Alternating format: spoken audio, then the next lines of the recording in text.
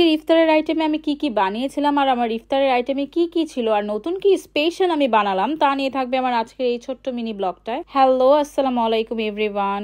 আমি থেকে আমি অনন্যা। আজকে সেকেন্ড রোজে আমি কি কি বানিয়েছিলাম স্পেশালি তা নিয়ে আজকে চলে আসলাম আপনাদের সাথে নতুন এই ব্লগটায়। প্রথমে চুলায় আমি প্যানে তেলটাকে গরম করে নিচ্ছিলাম আর এখানে পেঁয়াজ ছেড়ে দিয়েছিলাম। আরেক দিকে আমি চুলায় বুটটাকে সিদ্ধ করতে দিয়ে দিয়েছিলাম। এখানে পেঁয়াজের সাথে আমি কাঁচামরিচগুলোকে দিয়ে দিয়েছিলাম আর এখানে সাথে একটু লবণ আর তার সাথে একটু জিরার গুঁড়ো দিয়ে দিয়েছিলাম। আর আমি এই জিনিসটা তৈরি করছিলাম অ্যাকচুয়ালি আলুর চপ বানানোর জন্য। আমি আলুর চপ সাধারণত এভাবে বানিয়ে থাকি। এখন আমি এখানে দুটো ডিম রেডি করছিলাম। ডিমটাকে এখানে ভালো করে ফেটে নিব। ফেটে নিয়ে আমি এখন এখানে আগে পেঁয়াজ যে ভেজেছিলাম এই একই প্যানের মধ্যেই ডিমটাকে ভেজে নিব। এখন আমি এখানে ডিমটাকে ছেড়ে দিচ্ছি। ডিমটাকে এখানে ভালোভাবে ভেজে নিব। ডিমটা ভালোভাবে ভাজা হয়ে গেলে এখন আমি এটাকে আলুর সাথে মিক্সড করার জন্য একটি পাত্রে নিয়ে আগে ঠান্ডা করে নিব।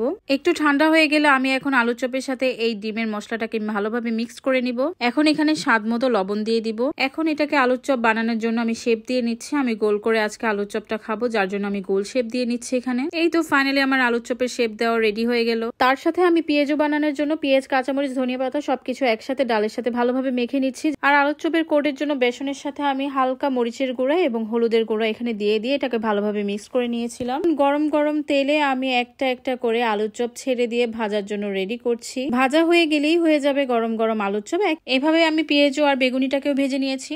এখন আমি বানাচ্ছি আপনার ভাইয়ার দেওয়া রেসিপির স্ট্রবেরি মিল্কশেকটা, যার জন্য আমি প্রথমে এখানে একটা মিল্ক ভিটার 1/2 লিটার দুধটাকে নিয়েছি। প্রথমে আমি এটাকে ভালোভাবে ফুটিয়ে নিব, তারপর এটা দিয়ে শরবত বানাবো। অন্যদিকে আমি এখানে ফ্রুট সালাদ বানানোর জন্য আপেল, আঙ্গুর, কলা, বেদানা এই সব ফলগুলোকে একত্রে মিক্সড করে এখানে একটা ফ্রুট সালাদ বানাবো। আর অপর পাশে আমি স্ট্রবেরি মিল্কশেক বানানোর জন্য স্ট্রবেরি গুলোকে এখন ব্লেন্ডারে দিয়ে দিচ্ছি এটাকে ভালোভাবে ব্লেন্ড করার জন্য। ফিল্টার থেকে সামান্য পানি নিয়ে নিচ্ছি। স্ট্রবেরিটাকে এখানে ব্লেন্ড করে নিচ্ছি। এখন আমি এখন স্ট্রবেরি পুরো রটা আমরা ব্লেন্ড করে ফেলেছি। এখন আমি এখানে আরেকটা জারে আইসক্রিম নিয়ে নিচ্ছি। আমি এখানে বড় চামচের 1 চামচ আইসক্রিম নিয়ে নিচ্ছি। এরপর আমি এখানে ব্লেন্ড করে রাখা স্ট্রবেরি গুলাকেও দিয়ে দিলাম।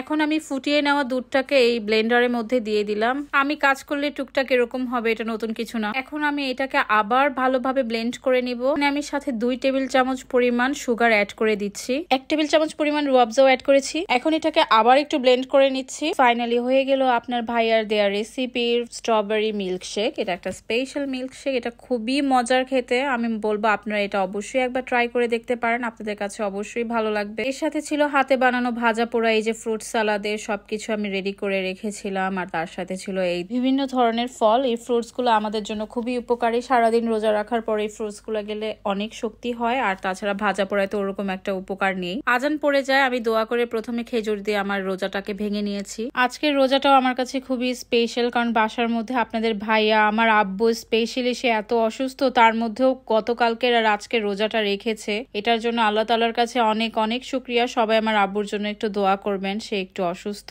সে যাতে ভালোভাবে সুস্থভাবে বেঁচে থাকতে পারে এবং আগামী দিনে সুন্দরভাবে সব কয়টা রোজা রাখতে পারে, সেই তৌফিক যেন আল্লাহ দান করে। অবশ্যই আপনারা আমার আব্বুর জন্য দোয়া করবেন। আর আমরা যাতে এভাবেই একসাথে সবাই মিলে আত্মীয় স্বজনের সাথে ইফতার করতে পারি সেটার জন্য দোয়া করবেন। এখন আমি আপনাদের ভাইয়ার দেয়া সেই স্পেশাল মিল্কশেকটাকে খাচ্ছিলাম। এইটা আসলেই খুবই মজা হয়েছে। এটা এত টেস্টি হয়েছে যেটা বলার মতো না। আমি বলবো এটা অবশ্যই আপনারা এই রমজানে ট্রাই করবেন, খুব মজা হয়েছে। তো এখন আপনাদের ভাই একে একে করে অনেকগুলো ভাজা পোড়া নিয়েছে, ও খাবে, আসলে অসুস্থ। আর তাছাড়া অনেকদিন ধরে একটু অন্য টাইপের খাবার খাচ্ছে, আজকে এইসব খাবার তার কাছে খুবই ভালো লাগছে। সে একটা একটা করে তার সব কিছু প্লেটে সাজিয়ে নিচ্ছে খাওয়ার জন্য। আজকে আম্মু মিষ্টি কুমড়োর বেগুনি বানিয়েছিল, যেটা আমি এখন খাচ্ছিলাম। আজকে সবাই আমার হাতের মুড়ি মাখানো খেতে চাচ্ছিল, যার জন্য আজকে আমি মুড়ি মাখাচ্ছিলাম। স্পেশালি আব্বু আর আপনাদের ভাইয়াই আজকে মুড়ি মাখানোটা খেতে চাচ্ছিল বেশি করে, যার জন্য আজকে আমি একটু বেশি করেই মুড়ি মাখাচ্ছিলাম। আর অনেকদিন পরে আসলে আমাদের মুড়ি মাখানোটা খাওয়া হচ্ছিল, যার জন্য আজকে একটু বেশি করে মুড়ি মাখিয়েছিলাম। এই তো আমি এখন মুড়ি মাখাটা খাচ্ছিলাম আর সবাইকে বলছিলাম একটু বলার জন্য যে মুড়ি মাখানোটা কেমন হয়েছে। আপনাদের ভাইয়া, আমার আব্বু সবাই বলেছে মুড়ি মাখানোটা আজকে খুবই মজা হয়েছে। কিভাবে যেন আজকে মুড়ি মাখাটা মজা হয়ে গেছে।